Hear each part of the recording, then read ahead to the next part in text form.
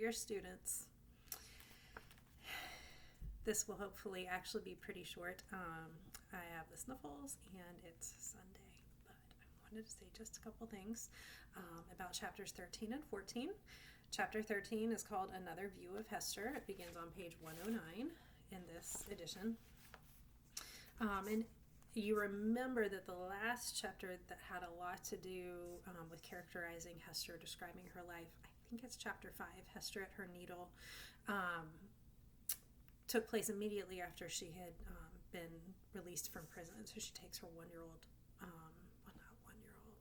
her infant daughter Pearl, to this house that's kind of on the edge of the woods and on the edge of the sea, and there she hones her skill as a seamstress, and that's the way she serves the community. But she and Pearl are largely ostracized, and so that's your first heavy characterization of Hester chapter.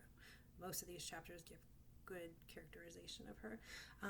And now we have another view of Hester, and it is her 7 years later, how she's developed, how she has altered and changed both on the inside and physically.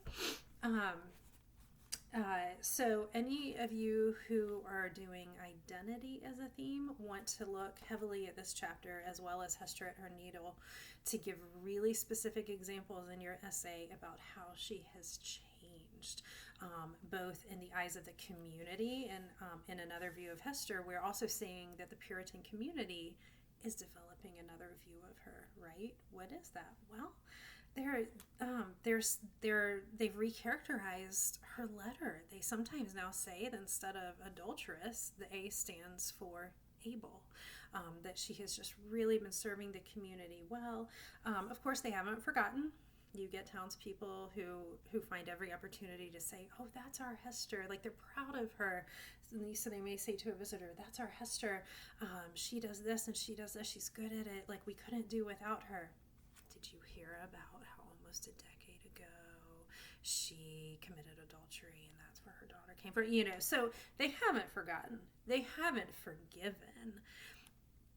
But they are acting, they are at least appreciating her. Right? So you could look at, if you're thinking of identity, and you might be thinking about how your community defines your identity or tries to. And so they have shifted, but not fully, really. And then Hester's view of herself has changed. The question is, how much has it changed? Does she now believe she's forgiven? Has she ever believed she was forgiven for her sin? These aren't answers we're ever directly given in the novel, but we can look at clues. I have a cat in the room with me, so you might see her jumping around. She's interested in what we're talking about here. So anyway, identity, looking at another view of Hester. If you are focusing on sin and guilt, go to this chapter for how she's changed, how the effects of bearing the guilt of her sin outwardly have changed her. Look for evidence of whether or not she sees herself differently in regards to her sin at this point. Let's see.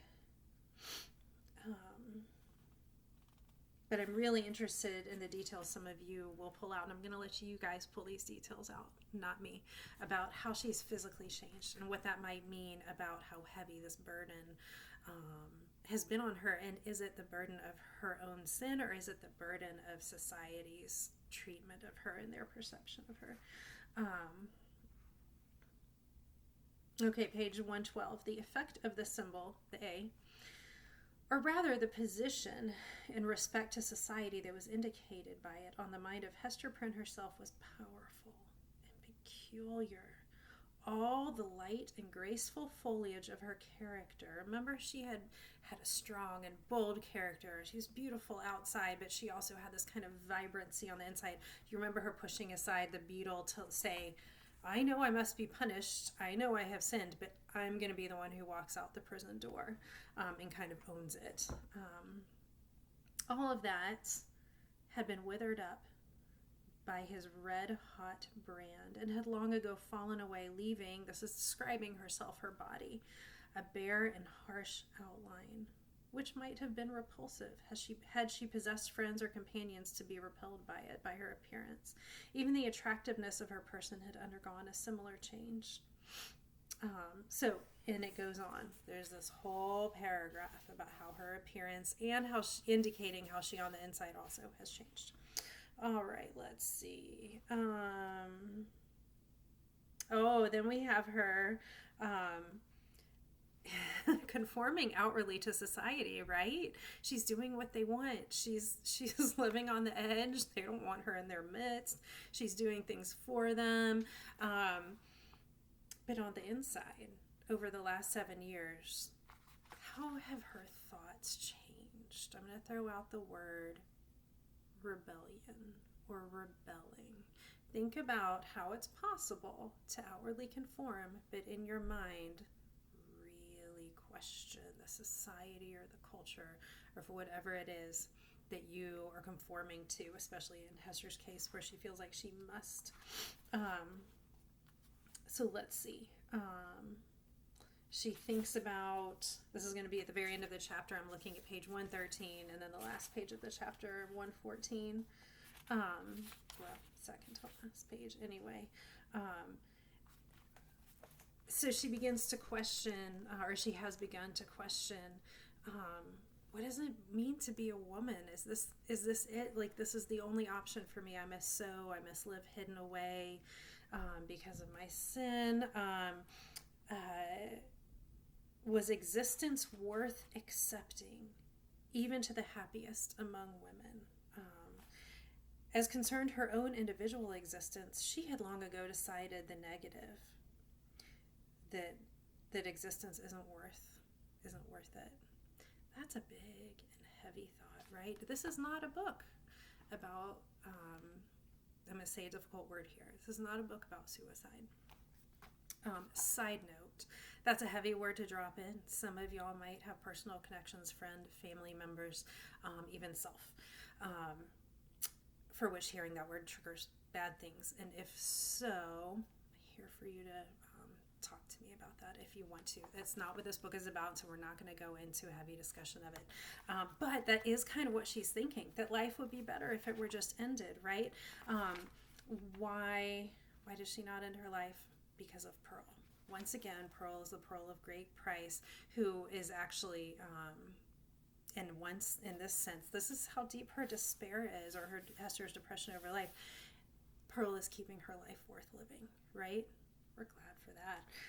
But we're also hearing how miserable she feels, how alone, how isolated. And if you really, you think through all of this and you think through the years that are skipped that we don't hear about, but you can imagine she has had a bleak existence, save for Pearl and her life. Wild as that child is, and sometimes scary and disturbing, right? Hester loves her. Okay.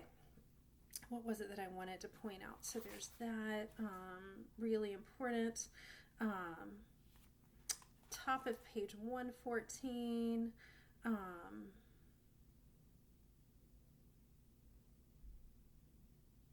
So she wandered in the dark labyrinth of mind. Let's see. There was a ghastly scenery all around her, and a home and comfort nowhere. At times, a fearful doubt strove to possess her soul. Oh, here, this is re-emphasizing what I just said. Whether or not it were better to send Pearl at once to heaven and go herself to such futurity as eternal justice should provide. Whether or not it would be better to end both their life. Guys, these are horrible thoughts, right? But they are thoughts that people over time have had who are in just such oppressed and painful and lonely situations. The book says the Scarlet Letter had not done its office. It had not brought her any peace from guilt. It had not paid the price of her sin in community's eyes. She is still separate. She is still lonely. All right, so now, however, her interview with the Reverend Mr. Dimsdale on the night of his vigil had given her a new theme of reflection and held up to her an object that appeared worthy of any exertion and sacrifice for its attainment. She had witnessed the intense misery beneath which the minister struggled.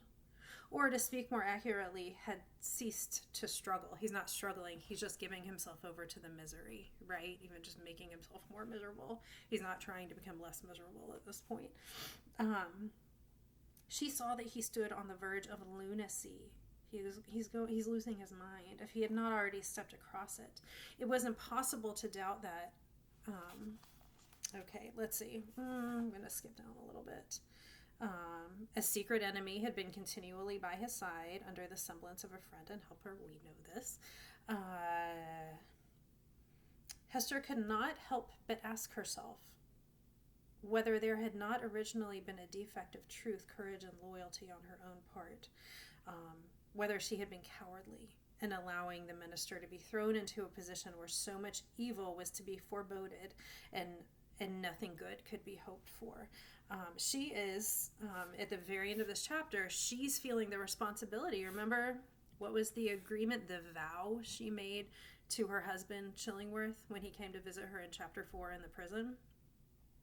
He requested that she not tell anyone, especially not Dimmesdale, that he was her husband, that he would henceforth never act like her husband, he would never live with her again, but she must never tell anyone. And so she kept that vow, and it talks about how we learn the next chapter, Hester and the physician, Hester and Chillingworth, they have their big conversation. We learn about how Hester has some kind of empathy for herself in that she was younger then. She was in very frightening circumstances. She felt her only choice was to agree with him, but now she thinks, I am partly responsible for what Dimmesdale is going through. Not because of the original act of sin, but because she has not told him who this evil influence is who's living with him, under whose power Dimmesdale is living. And right, a couple of you in class the other day were like, if she would only tell him. So right, like we could have ended the book at the beginning, but then Hawthorne wouldn't have been able to give us this wonderfully dark and insightful book about the effects of sin and guilt and the absence of forgiveness. Okay, so she talks. Let's see. She talks with Chillingworth. You guys can read through this in detail. It's a pretty clear chapter what they're talking about. He has asked, I think, the governor or one of the magistrates, he himself. So he's got this strange, like, emotional connection to Hester. He asks one of the magistrates, could she remove the letter? And the approval was given. And what does Hester say? No. I will, it lies not in the pleasure or power of the magistrates to take off this badge. The A, replied Hester, were I worthy to be quit of it, it would fall away of its own nature, or be transformed into something that should speak a different meaning. What does that say that she actually believes about the A in this, like, sinful imprint, not on her very skin, but upon her body? What does that say about what she thinks about if she is still guilty? So if you're doing your essay on guilt, she's bearing the guilt of her sin, much as Dimmesdale is, right? It's just that hers is confessed. But she thinks it's still identity defines her in some way, and that it would just naturally fall off. Supernatural, gothic, right? If she were finally fully forgiven. All right, so she's talking to him, page 116. She is shocked by how horrible he looks, how devilish.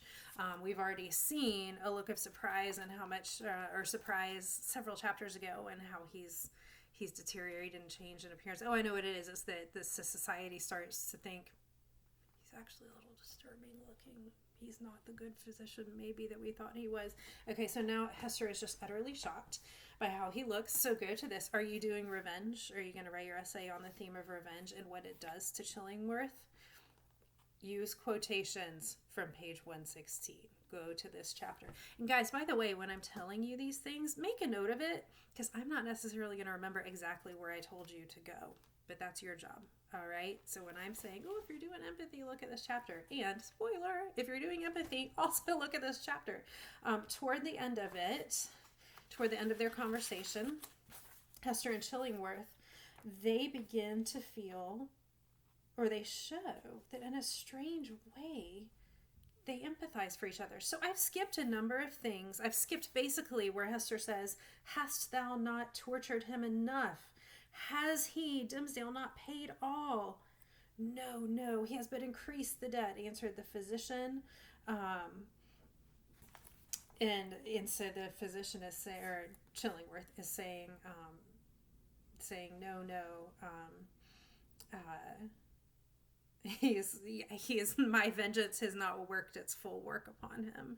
In fact, in some way, Chillingworth thinks Dimmesdale is even more guilty now than before, perhaps because he hasn't confessed. But maybe it likely is, at least in part. I mean, Chillingworth is enjoying what he's doing, right?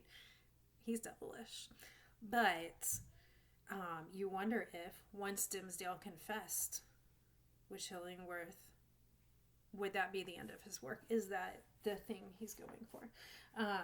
And Dimmesdale hasn't done it over and over, hasn't taken the opportunity. And so that's one perspective on what's going on here. And Chillingworth thinks he's all the more guilty. But I want you to look down, middle of page 119. This is almost the end of the chapter. If you were doing empathy, woman, I could well nigh pity thee, said Roger Chillingworth. You had great elements, great qualities to your character, is what he means. If you had met earlier with a better love than mine, if she had married another man who was kinder to her, younger perhaps, who she had really loved, this whole thing wouldn't have happened. So there is some pity he feels for her. I pity thee for the good that has been wasted in thy nature. Wow, you could really unpack that. He pities Hester for the good that has been wasted in her nature. And I thee, answered Hester, I pity you for the same. She says, for the hatred that has transformed a wise and just man to a fiend.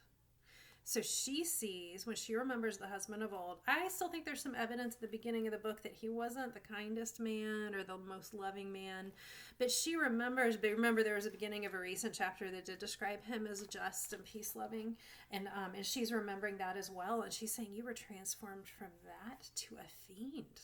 Again, to something devilish. Will you yet purge it out of yourself and once more be human? Revenge has turned him into something less than human.